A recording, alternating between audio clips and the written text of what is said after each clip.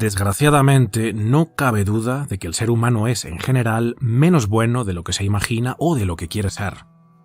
Todo el mundo lleva una sombra, una región oscura de la personalidad que es desconocida y que el ego no quiere reconocer. La sombra es una parte viva de la personalidad, y por lo tanto quiere vivir con ella de alguna forma. No se puede argumentar que no existe. No podemos usar la razón para deshacernos de ella. Cuanto menos se integra en la vida consciente del individuo, más negra y densa se vuelve. Forma un obstáculo inconsciente, frustrando nuestras buenas intenciones, hasta que tarde o temprano se produce una ruptura en el sistema psíquico. Enfrentarse a esta sombra es la primera prueba de coraje en el camino interior. Una prueba suficiente para asustar a la mayoría de las personas, porque el encuentro con nosotros mismos pertenece a las cosas más desagradables. Pero si somos capaces de ver nuestra propia sombra y podemos soportar saber sobre ella, entonces una pequeña parte del problema ya se ha resuelto. Al menos hemos sacado a relucir el inconsciente personal. La sombra es esa parte de la personalidad que nos negamos a reconocer porque contiene todas nuestras cualidades negativas, tendencias destructivas e inclinaciones perversas. Agresividad, crueldad, depravación, atrocidad, lujuria, avaricia, brutalidad. Todas aquellas cualidades, capacidades y tendencias que no armonizan con los valores colectivos, todo lo que rehúye la luz de la opinión pública, se juntan para formar la sombra. Así pues, la sombra es un conjunto de aspectos oscuros que todos y cada uno de nosotros, sin excepción, cargamos dentro, pero que resultan socialmente inaceptables, así que los reprimimos para evitar que se expresen. Como no queremos saber que hay una parte de nosotros capaz de cometer actos monstruosos, y no queremos tampoco que los demás lo sepan, lo empujamos a los sótanos del inconsciente, donde queda oculto y bien camuflado, hasta el punto de que se vuelve desconocido e irreconocible para nosotros mismos. Sin embargo, los contenidos reprimidos no desaparecen, sino que funcionan de forma autónoma. La sombra sigue operando desde el inconsciente, comportándose como un espíritu que nos ha poseído y que tiene su propia voluntad, y ejerciendo control sobre nuestros pensamientos, emociones y comportamientos, que tenderán a ser en su mayoría destructivos y autodestructivos. Esta sería la razón por la que nos cuesta tanto enderezar nuestras vidas.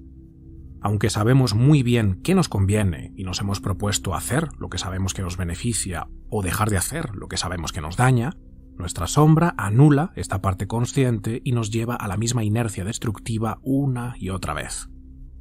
Como señala Robert Louis Stevenson en su famoso libro El extraño caso del Dr. Jekyll y Mr. Hyde, el hombre no es uno, sino verdaderamente dos. Tiene una personalidad consciente y una sombra, cada una de las cuales a menudo lucha por la supremacía dentro de su mente. Para evitar ser víctima de la posesión de la sombra, debemos volvernos conscientes de esas cualidades oscuras que están enterradas en el inconsciente para, de esta forma, integrarlas en nuestra personalidad. Para Jung, ningún progreso o crecimiento es posible hasta que la sombra se integra adecuadamente. Cuando no eres consciente de tu sombra, declaras que una parte de tu personalidad no existe. Luego, esa parte entra en el reino de lo inexistente, donde se hincha y adquiere proporciones enormes.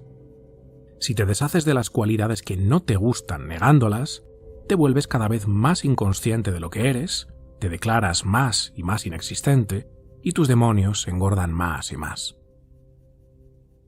En lugar de etiquetar esos aspectos de nosotros mismos como abominables, la integración de la sombra requiere que empecemos a verlos como partes necesarias y vitales de nuestro ser. Sin embargo, Jung afirma que esta integración es extremadamente difícil, ya que la mayoría no admitirá que en el fondo no son seres humanos totalmente virtuosos, desinteresados y bondadosos, y que en su lugar contienen impulsos y capacidades egoístas, destructivas e inmorales. La mayoría se engañará situándose en un pedestal de falsa bondad, con lo que seguirán siendo individuos fragmentados e incompletos que proyectan en otros su propia oscuridad. El encuentro con uno mismo es, en primer lugar, el encuentro con la propia sombra.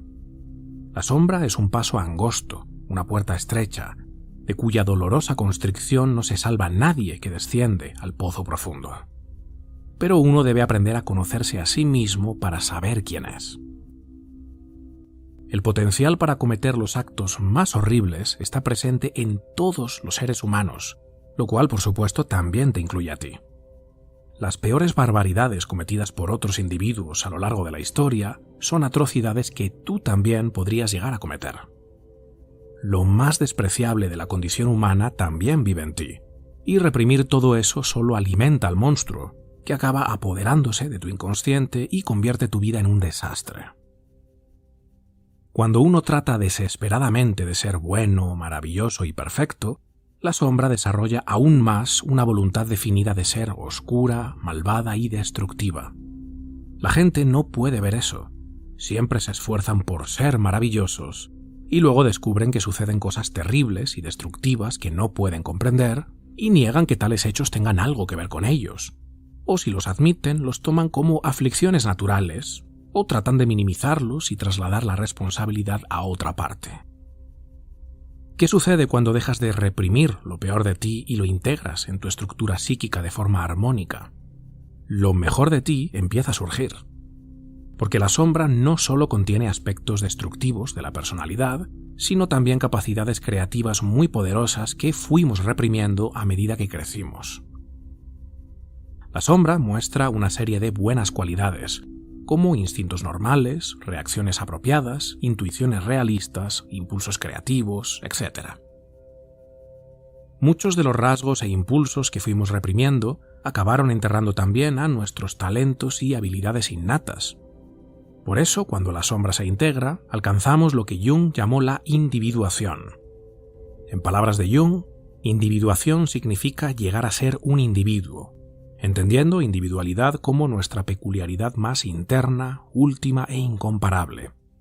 Por ello, la individuación se podría traducir como llegar a ser uno mismo o autorrealización.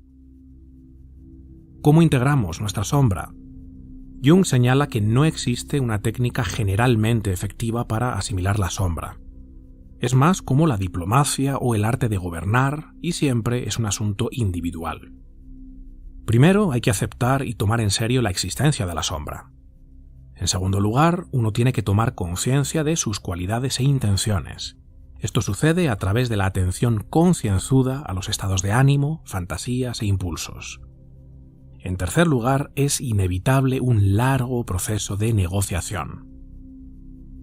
Si la sombra es la puerta de entrada a nuestro ser, tenemos que atrevernos a descender a sus profundidades infernales y allí confrontar todos los aspectos oscuros de nuestro ser. En los mitos, el héroe es el que vence al dragón, no el que es devorado por él. Además, no es un héroe quien nunca se encontró con el dragón o quien, si se encontró con él, declaró después que no vio nada. Igualmente, solo quien se arriesga a luchar con el dragón y no es vencido por él, gana el tesoro. Solo él tiene un derecho genuino a la confianza en sí mismo, porque se ha enfrentado al terreno oscuro de su yo y, por lo tanto, se ha ganado a sí mismo. Esta experiencia da algo de fe y confianza en la capacidad del yo para sostenernos, pues todo lo que amenazaba desde adentro lo ha hecho suyo. Ha adquirido el derecho de creer que podrá vencer todas las amenazas futuras por los mismos medios.